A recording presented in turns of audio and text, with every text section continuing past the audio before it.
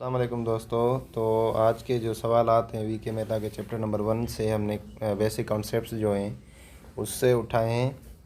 और इस तरह जो है वी के मेहता का जो फर्स्ट हमारा एडिशन है उससे हम पूरा जो है टेस्ट की तैयारी करेंगे। आपको पता है अमूमन पाकिस्तान में जितनी भी इलेक्ट्रिकल की टेस्ट आती हैं वो वी के मेहता की आती हैं या एम हांडा की आती हैं।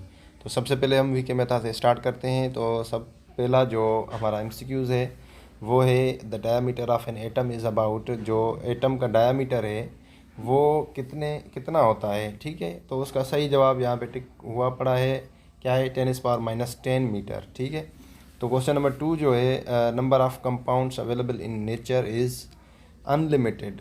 किसी भी नेचर के अंदर जो हमारे कंपाउंड्स हैं वो कितने होते हैं, वो अनलिमिटेड होते हैं।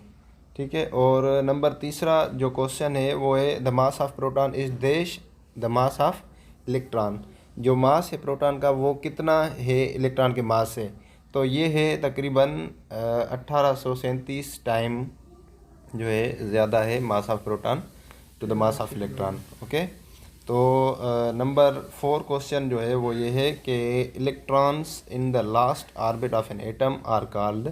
जो इलेक्ट्रॉन होते हैं लास्ट ऑर्बिट के अंदर वो वैलेंस इलेक्ट्रॉन कहलाए जाते हैं।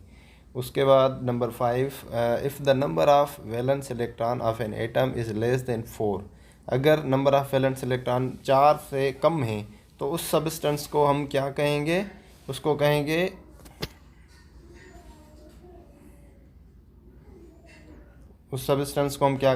कंडक्टर कहेंगे। ठीक है, तो नंबर 6 जो क्वेश्चन है वो ये है कि if the number of valence electron of an atom more than 4, अगर 4 से ज़्यादा हैं तो उसको हम क्या कहेंगे, उसको कहेंगे दैट इज़ इंसुलेटर। ठीक है, वो क्या है, इंसुलेटर है। याद रख लीजिए कि अगर 4 से कम है तो उसमें फ्री इलेक्ट्रॉन्स होते हैं और 4 से ज़्यादा हैं तो उसमें फ्री इलेक्ट्रॉन्स नहीं होते, इस वजह से वो इंसुलेटर कहलाता है। नंबर 7वां जो क्वेश्चन है वो ये है कि if the number of valence electron of an atom is 4, अगर 4 हैं। देखिए पहले हमने पढ़ा कि 4 से कम वो कंडक्टर, 4 से ज़्यादा अगर हों तो वो इंसुलेटर। तो अगर 4 हैं तो उसको हम क्या कहेंगे, दैट इज़ सेमीकंडक्टर। और 1 coulomb of charge is equal to charge of, एक कॉलम जो है वो कितने चार्जेस के बराबर होते हैं, वो सबको तकरीबन पता होगा कि 625 इंटू 10⁻16 इलेक्ट्रॉन्स, 625 इंटू 10⁻16 इलेक्ट्रॉन्स एक कॉलम के अंदर होते हैं। और नंबर 9वां जो क्वेश्चन है 1 cubic centimetre of copper at room temperature has. एक क्यूबिक सेंटीमीटर जो कापर का है उसकी अगर हम टेम्परेचर रूम टेम्परेचर पर रखें तो उसकी जो फ्री इलेक्ट्रॉन्स होते हैं वो कितने होंगे, 8.5 into 10⁻22 free electrons. The electric current is due to the flow of dash. Electric current जो है वो किस वजह से होता है, तो सबको पता होगा कि वो पॉजिटिव एंड नेगेटिव चार्जेस की वजह से होता है।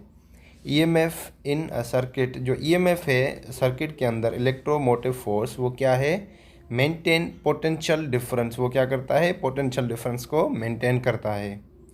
Number 12, the electric current in a metallic conductor is due to flow of electrons are positive ions only, electrons in positive ion only, neutral atom only. तो आप लोगों को पता होगा कि वो क्या है, electrons and positive ions only.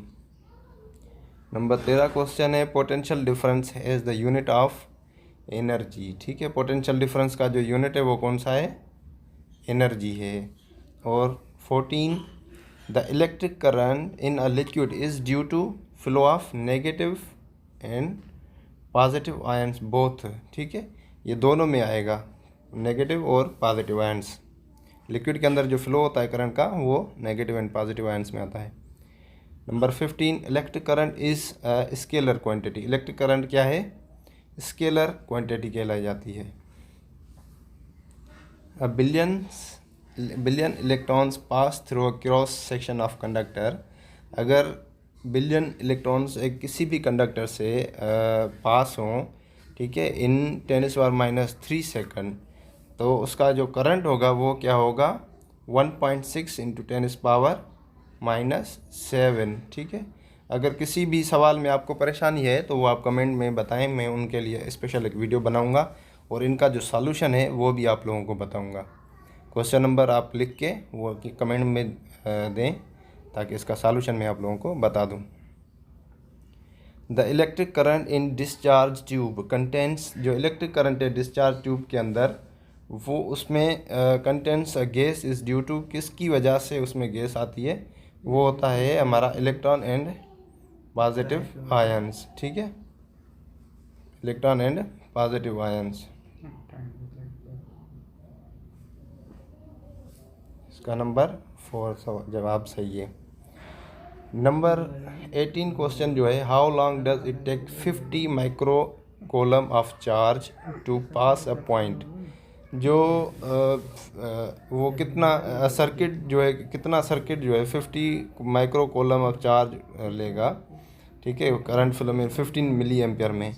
तो उसका सही जवाब क्या है, पहला है मैंने टिक कर दिया है 3.33 इंटू 10⁻³ 19 क्वेश्चन है, the specific resistance of wire depend upon, किसी भी वायर की रेजिस्टेंस जो है किस चीज़ पे डिपेंडेंट है, वो मटेरियल पे है, क्योंकि स्पेसिफिक रेजिस्टेंस जो है वो मटेरियल की ही होती है। नंबर 20 क्वेश्चन है, the quantity of charge that will be transferred by current flow of 10 ampere, कितनी क्वांटिटी चार्ज की ट्रांसफ़र होगी अगर 10 एम्पियर करंट फ्लो कर रहा है 1 आवर पीरियड में। ठीक है, तो उसका सही जवाब जो है वो है 3.6 इन 10⁻⁴। आज के लिए ये 20 सवाल हैं। नेक्स्ट जो लेक्चर आएगा वो 20 से हम आगे करेंगे। और अगर आप लोगों को इस 20 सवालों में से कोई भी सवाल है जिसका आपको सॉल्यूशन समझ में नहीं आ रहा या ऑप्शन समझ में नहीं आया तो उसका मैं सॉल्यूशन बना के दूंगा। आप उस क्वेश्चन को हाईलाइट करके कमेंट में दे दें। शुक्रिया।